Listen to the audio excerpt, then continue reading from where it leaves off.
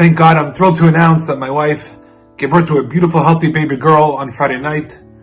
We're overwhelmed with the well wishes, the Mazal tovs, the meals.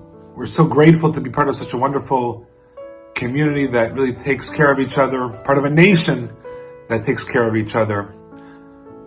The truth is, on Wednesday of last week, we actually went into the hospital. We thought it was happening then, and of course that was the day of the big snowstorm here. And as we were driving to North York General, I was getting a little bit nervous. It was clear that we really had to get to the hospital fast, and we kept on seeing more and more cars stopped on the road with their hazards. Cars were spinning in circles.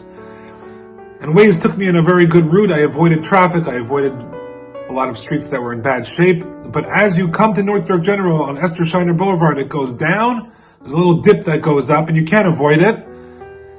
And I saw that there were cars stopped, and I saw the hill, not so big, but I saw at the top there were a bunch of cars that were stopped and spinning in place.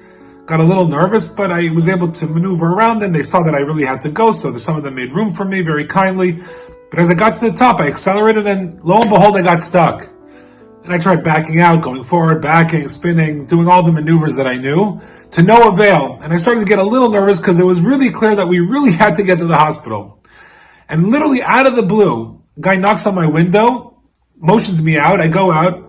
He didn't speak English very well. I think he was a Vietnamese fellow, and he said, "I'm going to drive."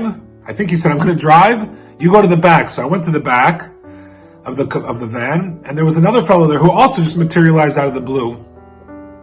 He was from Iran, and then a third guy came from out of the blue as well and just started pushing without saying anything. They just started pushing. The guy started driving. I think they had been doing this for a number of cars. They themselves were stuck, and instead of just sitting there moping, they were helping other cars, and they saw that we particularly needed to move ahead faster.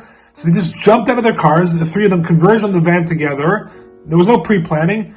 And me and the Iranian guy in the back pushing the van, the guy in the right rearview mirror pushing on the right side, and the Vietnamese fellow in the front driving with my wife in the passenger seat. We were able to push the van a good 20, 30 feet up the hill with enough acceleration to get down the rest of the hill into the parking lot of North York General. And I was saying this story in the hospital, and the doctor said, when there's adversity, it does bring out the best in everyone. And I was really struck by this, and I was thinking about this over the next few days, Thursday, Friday, and then the baby was born Shabbat, thank God, healthy and sound and safe.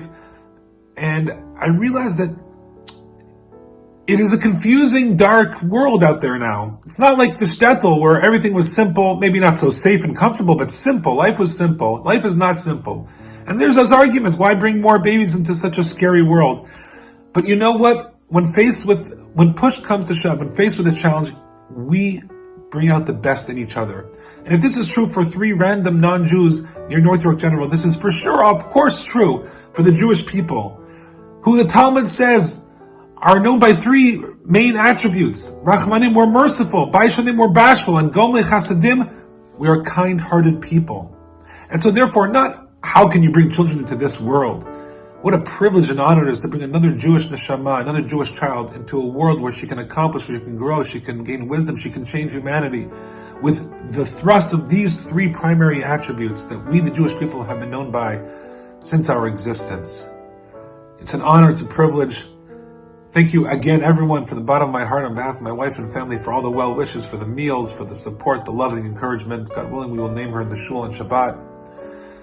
And God willing, we should only have many, many more happy occasions.